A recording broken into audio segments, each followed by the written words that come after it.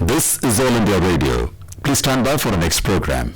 This is All India Radio. You will now hear comments from the press. The Times of India, in its editorial titled Divided House, writes, the issue of nullification of Article 370 of the Constitution has exposed divides within Congress. Rattled by the government's move to revoke special status for Jammu and Kashmir, Congress has found it difficult to formulate a coherent position. While senior party leaders like P. Chidambaram and Ghulam Nabi Azad attacked government for the move, other congressmen saw nothing wrong in going along with the Treasury benches in Parliament.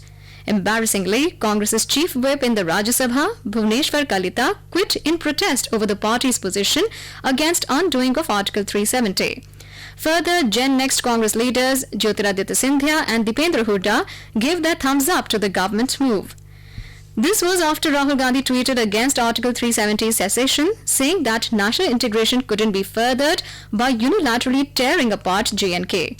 True, the Congress Working Committee finally adopted a resolution condemning the nullification of Article 370 without consulting the people of Kashmir. But a clear divide between older and younger congressmen on the issue has become apparent. After all, the older generation of Congress leaders still adhere to the Nehru-Gandhi legacy of which Article 370 is a part, and that legacy is congruent with the Gandhi family's centrality within Congress. However, the younger Congress leaders realize that circumstances have changed dramatically and it is no longer possible to treat the Nehruvian legacy as sacrosanct. Given the party's two back-to-back Lok Sabha droppings, they feel there is a need to reorient Congress's position on issues where it needs to think quickly on its feet. In that sense, Congress's dilemma on Article 370 reflects the party's leadership struggle at the moment. The Indian Express, in its editorial titled Divided House, says, Sushma Swaraj, who passed away on Tuesday, aged 67, was one of the most popular leaders of the BJP, who left a mark as both politician and administrator.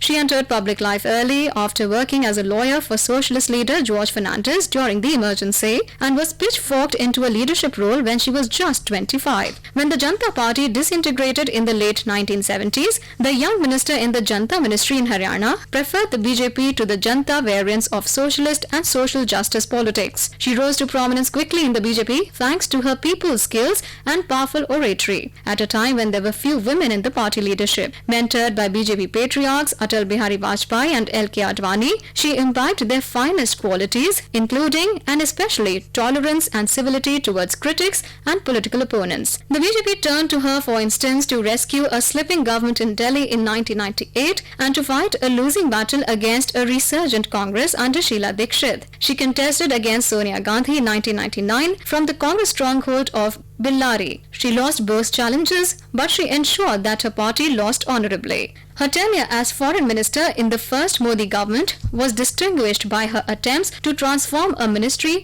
generally seen as haughty and aloof into a friend of ordinary Indian citizens, especially the blue-collar workers in the Gulf region. She recognized the influence of social media and used it remarkably well to distinguish herself as a minister. The Indian Express, in its editorial titled Divided House, comments, the Monetary Policy Committee MPC has cut the repo rate by 35 basis points or BPS, announced continuance of an accommodative stance and relaxed the norm for how much of a bank's paid-up capital can be lent to a single non-banking financial company or NBFC. Is this unconventional dose of adrenaline enough to spur the somnolent economy into a canter, if not a gallop? Unfortunately not. The monetary policy statement brings out the reality that low rates and liquidity do not constrain the economy.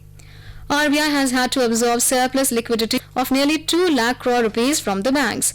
The money market rate has been below the repo rate for most of July and August.